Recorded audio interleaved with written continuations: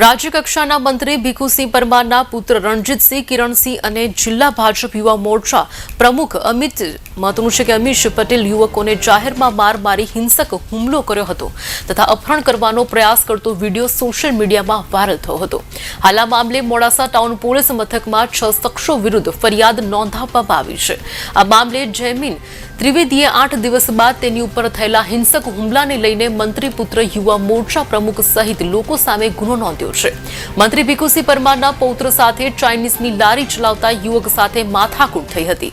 ત્યારબાદ ઝઘડો થયો હતો. તેનો બદલો લેવા માટે ભીખુસિંહ પરમારના પુત્ર રણજીતસિંહ કિરણસિંહ યુવા મોરચા પ્રમુખ અમીશ પટેલ સહિતના શખ્સોએ ચાઇનીઝની લારી ચલાવતા યુવક અને અન્ય યુવક જયમીન ત્રિવેદી ઉપર હિંસક હુમલો કરી અપહરણ કરવાનો પ્રયાસ કર્યો હતો.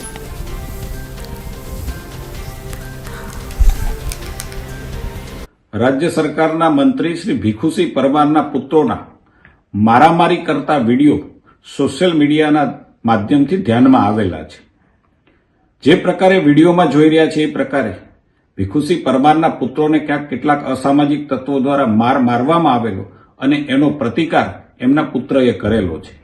परंतु बंने पक्षोए क्यांय समाधान थयुं होय कोई पण व्यक्तिए न पोलीसनो एप्रोच कर्यो के न कोई फरियाद नोंधी.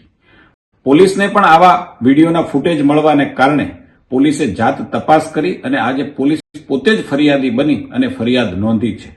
હું ભારતીય જનતા પાર્ટીના ધારાસભ્ય તરીકે જે પ્રકારે રાજ્યની અંદર માનની ભૂપેન્દ્રભાઈ પટેલની સરકારમાં માનની હર્ષભાઈ ગૃહમંત્રીના વડપણ હેઠળ જે પ્રકારે કાયદો અને કાયદાનું શાસન ચાલી રહ્યું છે, કાયદો કાયદાનું કામ કરશે. ચાહે મંત્રીના પુત્ર હોય, ચાહે સામાન્ય વ્યક્તિ હોય, કોઈ પણ વ્યક્તિને ગુજરાતમાં કાયદો હાથમાં લેવાની સત્તા નથી અને બિલકુલ પોલીસની કાર્યવાહી યોગ્ય રીતે થશે. કાયદો કાયદાનું કામ કરશે.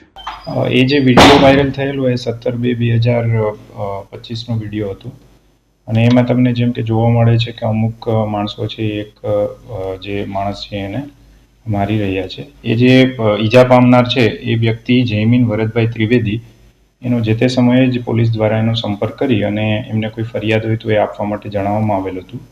પરંતુ જે તે સમયે એણે ફરિયાદ આપેલ ન હતી અને આજે એ જે છે પોતાના પરિવારના સભ્યો સાથે ચર્ચા કરી અને જે આરોપીઓ છે એની વિરુદ્ધમાં ફરિયાદ આપવા આવેલા એટલે મોડાસા ટાઉનમાં આજે ફરિયાદ નોંધવામાં આવી છે.